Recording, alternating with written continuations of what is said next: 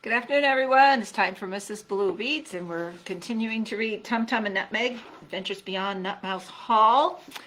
We're currently reading the Pirate's Treasure book in this book, and these stories are by Emily Byrne, pictures by Nick Price, and published by Hatchet Book Incorporated. And if you remember, we left the story off last week with General Marchmouse being forced to walk the plank of the pirate ship of the rats. Okay, here he is on the plank. Chapter 10. Had the rats been truly horrible, they might have made General Marchmouse walk the gangplank all the same.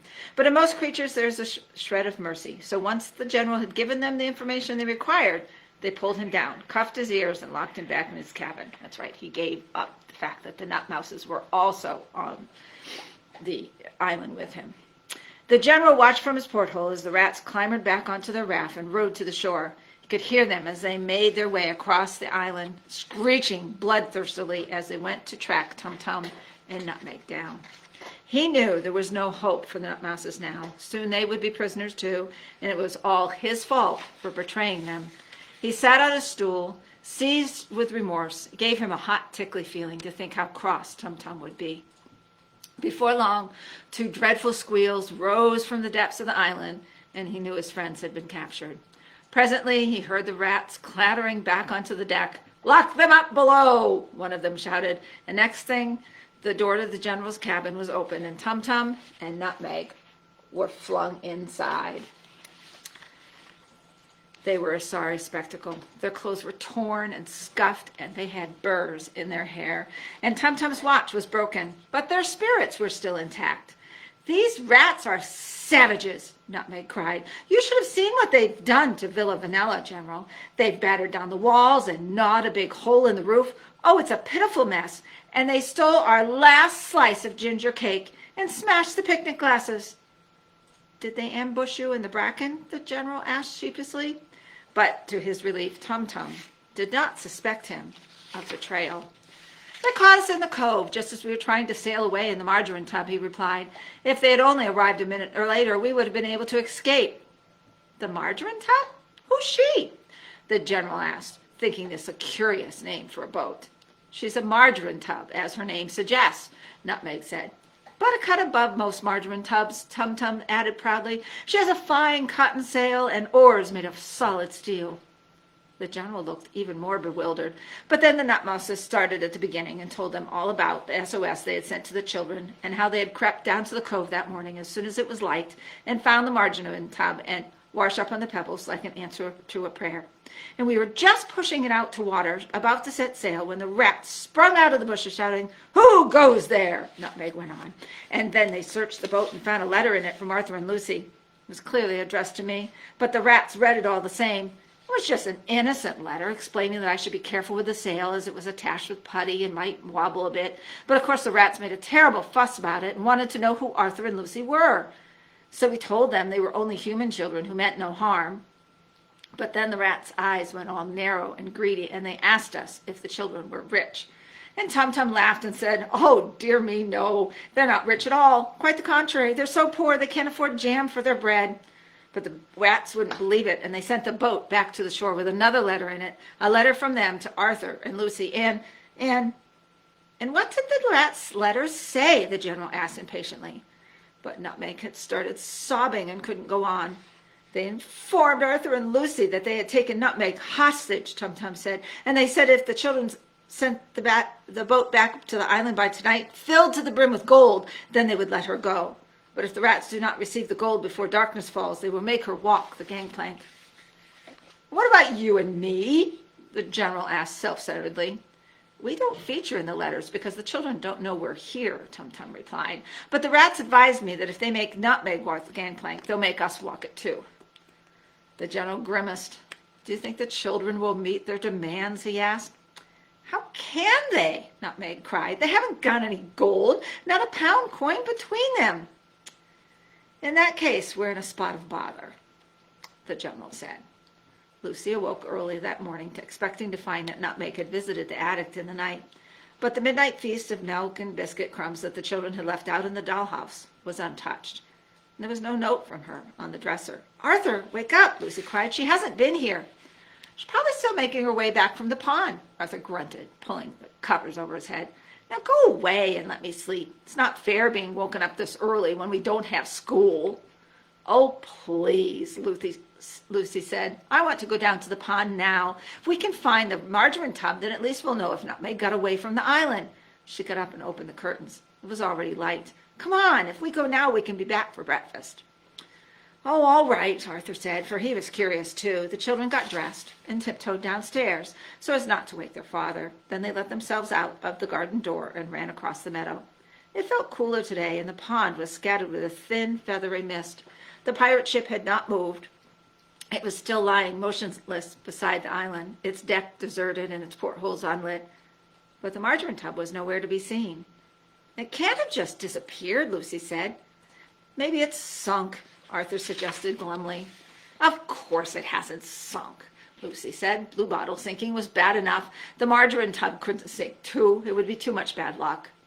She started around the bank to look again, brushing aside the weeds with her hands, and then suddenly she saw the little boat floating on the water just a few yards from where she was standing. It had appeared as if by magic. It had mists in its sails, and it looked gray and ghostly. There was no one on board. "Arthur, look, it's here," she called. "Can you get it?"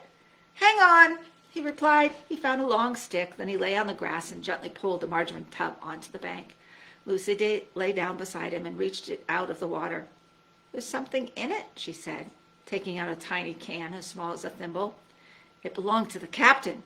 He always carried a can in his knapsack in case he found a delicious bug he wanted to take back to the ship to fry for supper." Lucy pried off the lid with her thumbnail, and inside the can she found a piece of paper folded several times. "Must be another letter from Nutmeg," Arthur said. But the children got a fright when they unraveled it, for the writing looked very sinister. The page was smudged with black ink, and the letters were all botched and coarse. It was quite different from Nutmeg's handwriting. "What does it say?" Arthur asked.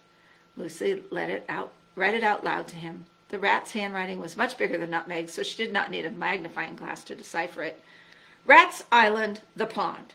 To Arthur and Lucy, your boat arrived too late to save your beloved Nutmeg. We've taken her prisoner, and we're going to show her what happens to anyone who trespasses on our island. We will sail out to where the pond is deepest and where there are giant fish in the waters. Then we will make her walk the gangplank with her paws tied behind her back. But if you are good children and return the margarine tub to the island by nightfall, filled to its brim with gold, then we will set Nutmeg free and let her sail back to the shore. But remember, we must get the gold by nightfall, or you will never see Nutmeg again. From the rats." And just so you know, all those words were completely misspelled. Arthur and Lucy were stunned. It was a very frightening letter to receive. "They can't really be rats," Arthur said. "Rats can't write." "Well, these rats can hardly write. Look at their spelling," Lucy said. "But whoever they are, we've got to get Nutmeg back before they do something awful to her." "But what can we do? We haven't got any gold to send them." "Then we shall have to tell Pa. Maybe he can swim out to the island and rescue her."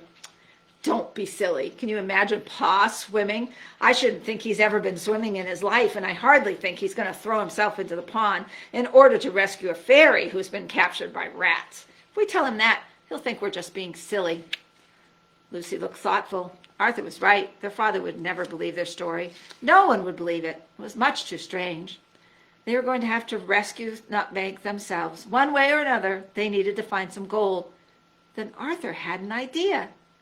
"Listen, you remember those chocolates that Aunt Ivy gave us at Christmas? The dark ones with goo in the middle?" he said excitedly. Lucy nodded. She had tasted them, and they had made her feel quite sick. They contained a disgusting, syrupy substance called liqueur, which made her eyes water and her throat sting. Chocolate liqueurs are very potent. If you eat too many, you start to feel drunk. But they're so revolting, not even the greediest person would want more than one. No one had liked Aunt Ivy's chocolate liqueurs. So they'd been sitting in the pantry since Boxing Day, gathering dust. "What about them?" Lucy said. Well, you remember what they looked like? Each one was wrapped in gold paper and shaped like a brick. If we pack them all into the margarine tub, the pirates will think we've sent them a cargo of gold bullion. Lucy thought this was a wonderful plan, and we can write them a letter saying we'll send over a second load as soon as we've got Nutmeg back, she said cleverly. That way they'll be sure to keep to their side of the bargain. Come on, quick, let's go and find them. Lucy picked up the margarine tub and they ran back to Rose Cottage. Then they took the chocolates from the pantry and polished each one with a tea towel until it shone. They packed them into the boat, 2 layers deep, and then they found Lucy a piece of paper and sat down at the kitchen table to write the pirates a letter. Dear Rats, we are sending you these bricks of gold as a ransom. In return, you must release Nutmeg at once and let her use the boat to return to the shore. If you let her go tonight, we will send you a second cargo of gold in the morning. But if you keep her prisoner, we won't send you anything else ever. And there they are, polishing the chocolate liqueurs, gold wrapping. From Arthur and Lucy Mildew, Rose Cottage. Lucy folded the letter tightly and wedged it beside the mast. Then they went straight back to the pond. Lucy carried the margarine tub, covering it with both hands to make sure the chocolates didn't fall out. They could see signs of life on Lady Crossbones.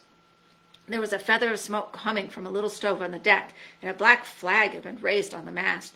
The children stood on the opposite bank and pushed the margarine tub out onto the water. Now all we can do is wait, Lucy said. They're sending off the boat. Chapter 11. The mice spent a horrible day locked up in their cabin. They were given nothing for breakfast, and lunch was just a piece of cheese, the sort of stale, rubbery cheese used in mouse traps. It was supper time now, but no supper had been served. If we don't escape soon, we'll starve, Tumtum said. I told you, escape is out of the question, the general replied sharply. Even if we managed to break out of this cabin, our only hope of getting away would be to jump overboard, and then we might get eaten by a fish. Well, I'd take a chance on it, Nutmeg said. She'd been away from Nutmouse Hall for 2 whole nights, and she was so homesick that she felt she would risk anything to get back, even an encounter with a carp. But the general had been badly shaken by his experience on the gangplank the morning before and was feeling less brave than usual. We must wait and see if the children come up with the ransom money, he said. There is no time for foolish heroics. Tumtum was tempted to point out that if it hadn't been for the general's foolish heroics last night when he was so determined to defend Villa Vanilla, they might not have been captured at all. But he didn't. There's no way the children will raise the ransom, he said instead. Last time I crawled into their piggy bank, it only had 5 pence in it, and 5 pence pieces are made of silver, not gold. Anyway, it will be dark soon. Our time's running out. Our time's running out. The general shrugged. If no ransom arrives, we'll just have to negotiate with the rats as best we can. Perhaps you can offer them Nutmouse Hall in exchange for our release, he suggested. Tumtum looked at him scornfully. Give the rats Nutmouse Hall? The house his great-great-great-grandfather had built? He would never do that. And he was about to say as much. But then Nutmeg looked out of the porthole and let out a cry. The children have sent the boat back, and it is full of gold. Oh, Tumtum, look, it really is. Tumtum and the general rushed to the window and saw the margarine tub floating toward them with its cotton sail billowing in the wind. There was no one on board, just a great heap of gold bullion glinting in the twilight. It was a strange and wonderful sight. The tub was heavy laden, and it had taken it the best part of the day to drift this far. It did not take long for the rats, who were eating supper on the deck, to notice it too. Their jaws dropped. At best, they'd expected that the children might send a few gold coins, but there was enough treasure here for them all to retire on. We'll never have to rob another boat again, the brown rat drooled. In his mind's eye, each rat pictured the new life he would lead, a life of palaces, hot baths, soft beds, long naps. There they are, going after the margarine tub with all its gold. Long naps and banquets that went on and on. Oh, it would be a fine thing to be rich. Come on, let's pull her in, Captain Pong said. The mice watched from the porthole as the rats rolled out to the tub in a raft, then carefully looped a rope around the mast and started towing it back to the shore. They went very slowly, fearful one of the gold bricks might topple from the pile. When they reached the bank, they dragged the margarine tub out of the water and rested it in the mud. Then they all gathered around it, looking rather tense. The gold was the most beautiful sight they had ever seen, but a sense of rivalry had developed between them, with each rat already fussing about whether he'd get his fair share. "Don't touch it," Captain Pong rasped, sensing a fight might break out. "I'll count the bricks, and I'll decide who gets what." This caused alarm, for Captain Pong was not best known for his sense of fair play, but he had a paw placed menacingly on his sword, so the other rats hesitated to challenge him. Here he is. He's going to start counting it. The captain leaned over the tub and tried to lift one of the bricks to see how heavy it was. It felt like concrete, for the chocolates were very stale. The others watched avidly as he raised it with both arms. Then they gave a greedy cheer when they saw the second layer of bullion underneath. "Hang on, what's this?" the captain said, seeing the children's letter peeking out from the wrappers. He dumped his chocolate back on the pile and yanked the letter free. Then he laid it on the ground and stood at the bottom of the page, reading it out loud. The rats sucked in their breath as they heard the children's offer. "If you let her go tonight, we will send a second cargo of gold in the morning. But if you keep her prisoner, we won't send anything else, ever." "More gold," they said dreamily. They were beginning to feel dizzy. At this rate, they would be the richest rats in the whole world. "Well, then, we better hurry up and unload this stuff, then let Mrs. Nutmouse go," the captain said, and everyone agreed, for they didn't want to miss out on a chance like this. "What about Mr. Nutmouse and the general?" asked the white rat, who spoke in a much squeakier voice than the others. "The children make no mention of them. If we keep them hostage, we might be able to demand a third load of gold later on." Captain Pong considered this for a moment. The prospect of a third load was certainly tempting, but he was worried Nutmeg might not be able to manage the margarine tub on her own, and if she capsized and drowned while crossing the pond, there would be no more gold at all. "Nah," he said eventually, "let them all go. The wind will be against them. She'll need the gents to help her row." "Good riddance to them," the other rats said, for they were sick and tired of taking the prisoners lumps of cheese. "So where shall we hide all this gold?" the black rat asked. "It weighs a ton. It's going to be an awful sweat hauling it up onto the ship." "We'll need a pulley. It'll be hard work, that's for sure," the brown rat said. All right, let's not worry about that now," said the captain, who hated work of any kind. "We can take it onto the ship tomorrow, once the second loads arrive. We can leave it here for now. It's not as though there's anyone to steal it." "But we can't just leave it out in the open. The birds might take it," the black rat said. Captain Pong muttered crossly, but the black rat was right. The treasure had to be moved. They all looked around for somewhere sheltered. Then the captain pointed to a small cave at the rear of the cove, formed where two stones had toppled against each other. "We can move it in there," he said. "It'll be perfectly safe for a day or two." He turned to the white rat. "You, go back to the ship and fetch the prisoners. The rest of us will stay here and unload." So the white rat rowed back to the ship in the raft, while the other rats started hauling the gold out of the margarine tub and lugging it across the cave. When they had moved about half of it, the white rat returned to the beach with the nutmouses and the general. "Get out," he squeaked, bumping the raft to a stop against a pebble. The mice clambered nervously onto the beach, where they were addressed by Captain Pong. "Those children of yours have met our demands, so when we finish unloading our gold, you can sail this margarine tub home," he said mercifully. "I need only have released Mrs. Nutmouse, but I have decided to let you all go." Made him feel very powerful, setting them free. "Oh, how generous you are, Captain," Nutmeg cried. She was so happy she could have kissed him. But then there was a sudden shriek, and looking around they saw the brown rat trip ahead over tail on a twig. The gold brick that he'd been carrying fell from his paws and crashed against a pebble. "Careful, you'll dent it," the captain snarled. But something much worse happened. The precious treasure split and cracked down the middle. Then a foul-smelling goo began to ooze out from inside. "Whoa," the other rat said. No one could understand it. Gold shouldn't behave like this. But the captain was trembling, for a terrible suspicion had stirred in his mind. Leaning over the broken brick, he drew his sword and slashed off the wrapper. "This isn't gold, it's chocolate," he said.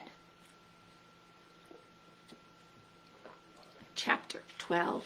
For a few glorious moments, the rats had believed they were rich, so the discovery of that their gold was fake came as a savage blow. "I could eat those children alive," roared the captain. He was so cross the tip of his nose had turned purple. He suspected that the mice had somehow colluded in Arthur and Lucy's trick. He turned and glared at them, determined to make them pay. Do you still want to let them go? The white rat asked stupidly. Let them go?